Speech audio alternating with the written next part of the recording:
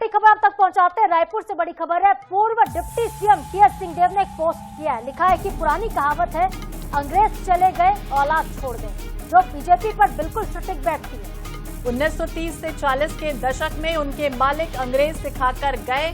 फिर से विभाजनकारी मानसिकता के आग पर राजनीतिक रोटियां सेकी जा रही हैं। अहम खबर आपको बता दें, टीएस सिंहदेव का बड़ा बयान सामने है कि लिखा है उन्होंने कि पुरानी कहावत है कि अंग्रेज चले गए हैं और अपनी औलाद छोड़ गए, जो भाजपा पर एकदम सटीक बैठती है। इस तरह की बातों का उन्होंने जिक्र किया। 1930 से 40 के दशक में मालिक अंग्रेज का जिक्र किया गया है। मानसिकता के आग में राजनीतिक रोटियां सेकी जा रही हैं। तो जो बीजेपी पर बिल्कुल सटीक बैठती कहावत है, कहना है टीएस सिंहदेव का। 1930-40 के दशक में उनके मालिक अंग्रेज सिखाकर गए हैं। एक देखिए कूटनीति रही है अंग्रेजों की कि फूट डालो, शासन करो, और कहीं ना कहीं टीएस सिंहदेव भारतीय जनता पार्टी पर इस तरह के ही आरोप लगा रहे हैं। कह रहे हैं कि पुरानी कहावत बिल्कुल बीजेपी पर सटीक बैठती है, अंग्रेज तो चले गए लेकिन अपनी औलाद छोड़ गए। तो कुल मिलाकर टीएस सिंहदेव ने बीजेपी को अंग्रेजों की औलाद बताया है।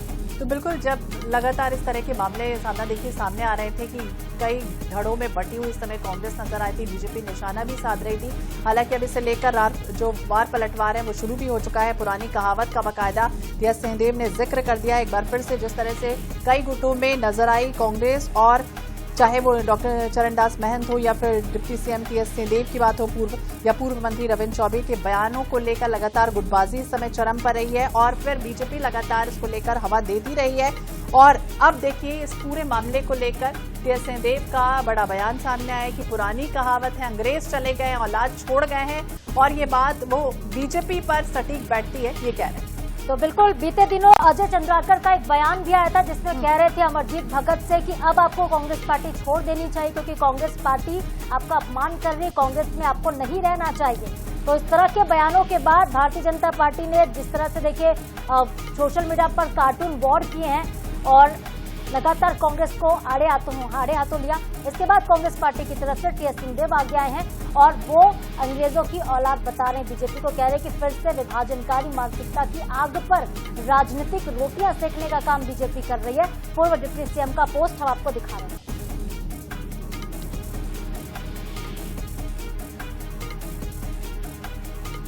और हमारे साथ भारतीय जनता पार्टी के नेता अनुराग अग्रवाल जुड़ गए हैं। अनुराग जी, टीएस सिंहदेव का पोस्ट आपने देखा ही होगा जिसमें वो आप लोगों को अंग्रेजों की औलाद बता रहे। सर, क्या प्रतिक्रिया पहली आपकी? सर, हम मानी चाहिए टीएस सिंहदेव जी को मैं बड़ा बुद्धिमान और बड़ा व्यक्तिगत रूप से बहुत सम्मान करता था। बहुत सारे लोग उनका सम्मान करते थे क्योंकि इस प्रकार की बयानबाजी उनसे पहले उनको देखने को नहीं मिली। लेकिन लगता है कि राजनीति के अवसान समय में फ्रस्ट्रेशन में इस टाइप की बातें करने लगे हैं।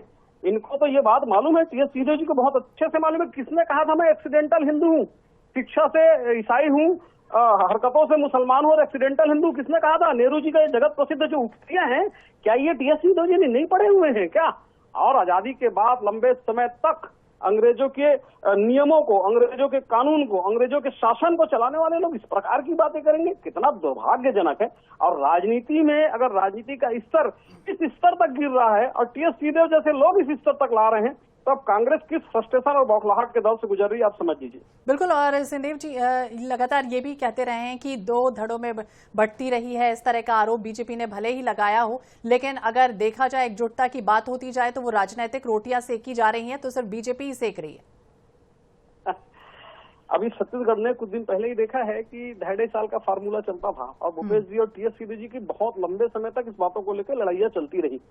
स्थिति यहाँ तक बिगड़ गई कि इनके टीएस सिंहदेव जी के प्रधानमंत्री आवास की योजना पर भूपेश बघेल ने स्वीकृति नहीं दी, तो इन्होंने बकायदा पत्र लिखकर इस्तीफा दिया था। आज टीएस सिंहदेव जी ये बौखलाहट इसलिए दिखा रहे हैं कि अब राजनीतिक अस्तित्व की लड़ाई कांग्रेस के अंदर प्रारंभ हो गई है। कहीं न कहीं भूपेश बघेल को अध्यक्ष के लिए चौबे जी प्रमोट कर रहे हैं, दीपक बैस जी अपने आप को अध्यक्ष बताने के लिए लगे हुए हैं। इन सब के बीच टीएस सिंहदेव को लग रहा है कि उनकी भूमिका लगातार या तो कम होती जा रही है या तो खत्म होती जा रही है। तो इस भूमिका को पाने के लिए, इस पद को पाने के लिए मुझे लगता है कि राजनीति के अंतिम समय उस जैसा बुद्धिमान, उस जैसा संयमित व्यक्ति भी अगर ये कर रहा है तो फिर सोचो कांग्रेस के अन्य लोगों की बौखलाहट किस स्तर पर होगी। अनुराग जी, यही तो कहती कांग्रेस पार्टी की उनकी अंदरूनी कला है और परिवार में इस तरह से मनमुटाव होता रहता है, लेकिन भारतीय जनता पार्टी जानबूझकर जो है रोटियां सेकती, राजनीतिक रोटियां सेकती। अगर कोई कला है कांग्रेस पार्टी में तो आप लोग उस पर चुटकी लेते हैं, उनके परिवार की बातों को जब जाहिर करते हैं और उन पर निशाना साधने का काम करते हैं। ये भी कांग्रेस आरोप लगाती रही है आप लोगों के ऊपर। मैडम एक बात बताइए ना, मंच पर खड़ा होकर चरणदास महंत जी कहते हैं कि यहाँ पे कांग्रेस लोग अपने चमचों को संभाले, कांग्रेस अपने चमचों से परेशान है। दूसरा व्यक्ति कहता है कि कांग्रेस के कोई व्यक्ति के चमचे नहीं होते, कांग्रेस के चमचे होते हैं। भारतीय जनता पार्टी में देवतुल्य कार्यकर्ता होते हैं। आग आप लगाओगे, आग को सड़क में रखोगे तो रोटियां कोई तो सेकेगा। आप आग लगा तो रहे मानते हैं आप अनुराग जी की बीजेपी रोटियां सेकती है, अगर आग लग रही है तो आप लोग वहां पे अपना तवा चढ़ा देते हैं, रोटी सेकने लगते हैं राजनीतिक। ये चाहती हैं कि जनता के जो एक जनता के कार्य ना करे, जनता को ये खुलेआम गाली दे और भारतीय जनता पार्टी कुछ भी करे। अब इनको ये नाम कुछ भी देना, ये कहे नाम रोटी तो सेकना, अनुराग जी ये अचानक सुर कैसे बदल गए हैं? देव साहब इसके पहले महासमुंद में ये कहते रहे हैं कि हमने घोषणा पत्र में जो वादा किया था वो पूरा नहीं किया, इस कारण कांग्रेस पार्टी हार गई, और एनएचएम का भी जिक्र करते हैं। और अब दूसरी तरफ ये कह रहे हैं कि राजनीतिक रोटियां अगर कोई सेक रहा है तो बीजेपी सेक रही।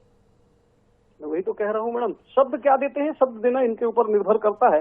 लेकिन ये जो कांग्रेस के अंदर की बौखलाहट है, इस पर चर्चा जरूर होनी चाहिए कि कांग्रेस कैसे एकदम बौखलाकर हर स्तर पर हर स्थान पर स्तरहीन बयान दे रही है। इस बारे में जरूर चर्चा होनी चाहिए, इनकी बौखलाहट पर चर्चा होनी चाहिए। इनके शब्दों में अब अगर ये बौखलाकर खुद एक दूसरे के बारे में इतनी सारी बातें कर देते हैं, इतने सारे आरोप लगा देते हैं, इतनी सारी लड़ाइयां कर लेते हैं, तो मुझे लगता है भारतीय जनता पार्टी को करने की जरूरत नहीं है। तो बिल्कुल अनुराग जी, बहुत बहुत शुक्रिया अपनी प्रतिक्रिया देने के लिए, बातचीत करने के लिए।